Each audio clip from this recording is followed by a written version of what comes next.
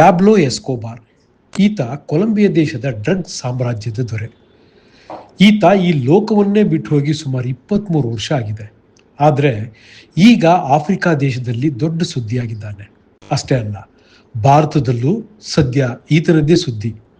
ಇದಕ್ಕೆಲ್ಲ ಕಾರಣ ಹಿಪ್ಪೋಪೋಟಮಸ್ ಅಥವಾ ನೀರಾನೆ. ಎಸ್ಕೋಬಾರ್ ತನ್ನ ಶ್ರೀಮಂತ ಜೀವನಕ್ಕೆ ಹೆಸರುವಾಸಿಯಾದವನು. ಈತ ಕೊಲಂಬಿಯಾ ದೇಶದಲ್ಲಿ ತನ್ನದೇ ಖಾಸಗಿಯಾದ ಝೂ ಒಂದನ್ನು ಹೊಂದಿದ್ದ. ಇಲ್ಲಿ ಅಪರೂಪದ ಪ್ರಾಣಿಗಳನ್ನ ಈತ ಸಾಕಿಕೊಂಡಿದ್ದ. ಅದರಲ್ಲಿ 4 ನೀರಾನೆಗಳನ್ನ ಅಕ್ರಮವಾಗಿ ತರಿಸಿ ಇಟ್ಕೊಂಡಿದ್ದ. ಇದರಲ್ಲಿ ಗಂಡು ಮತ್ತು ಹೆಣ್ಣು ನೀರಾನೆಗಳು ಕೂಡ ಇದ್ವು. ಈತ 1993ರಲ್ಲಿ ಕೊಲಂಬಿಯಾ ಪೊಲೀಸರ ಎನ್ಕೌಂಟರ್ಗೆ ಬಲಿಯಾಗ್ತಾನೆ. ಈತನೇನೋ ಹೋದ, ಆದರೆ ಈತ ಸಾಕಿದ ನೀರಾನೆಗಳಿಗೆ ಜವಾಬ್ದಾರಿ ಮಾಡೋರು ಇಲ್ಲದಂತಾದ್ರು. ಇದರ ನಡುವೆ ನೀರಾನೆಗಳ ಸಂಖ್ಯೆ ಹೆಚ್ಚಾಗ್ತಾನೆ ಹೋಯಿತು. ಅಲ್ಲಿನ ಸರ್ಕಾರಕ್ಕೆ ಇವುಗಳನ್ನು ಸಾಕೋದೇ ದೊಡ್ಡ ತಲೆನೋವಾಗಿದೆ. ಅದಕ್ಕಿಂತ ಹೆಚ್ಚಾಗಿ ಇವುಗಳ ಕಾಟ ತಡೆಯೋಕ್ಕಾಗ್ತಿಲ್ಲ. ಒಂದಲ್ಲ, ಎರಡಲ್ಲ, 4 ಇದ್ದ ನೀರಾನೆ ಇವತ್ತು 200ಕ್ಕೂ ಹೆಚ್ಚು ಆಗಿದೆಯಂತೆ. ಇವು ಮಾಗ್ಡಲೇನಾ ನದಿ ಪಾತ್ರದ ಜನರಿಗೆ ವಿಪರೀತ ತೊಂದರೆ ಕೊಡ್ತಿವೆ. ಇವುಗಳ ಸಂತತಿಯನ್ನ ತಡೆಯೋಕೆ ಸಂತಾನಹರಣ ಚಿಕಿತ್ಸೆ ಸೇರಿದಂತೆ ಹಲವು ಕ್ರಮಗಳನ್ನು ಸರ್ಕಾರ ಕೈಗೊಂಡಿದೆ.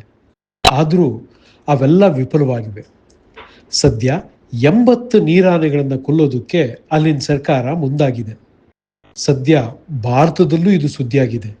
ಅದಕ್ಕೆ ಕಾರಣ ಏನಂದ್ರೆ ಅನಂತ್ ಅಂಬಾನಿ.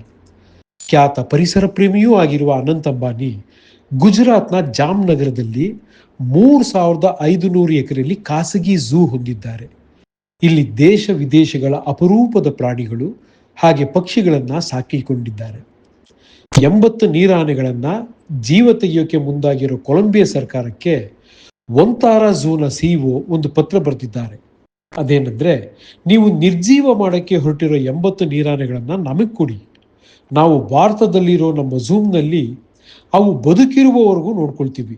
ವಿನಾಕಾರಣ ಅವುಗಳನ್ನ ಸಾಯಿಸಬೇಡಿ ಅನ್ನೋ ಮನವಿಯನ್ನ ಮಾಡಿಕೊಂಡಿದ್ದಾರೆ. ಈ ಪತ್ರ ಬರೆದು ಆಗಲೇ ಕೆಲವು ದಿನಗಳಾಗಿವೆ.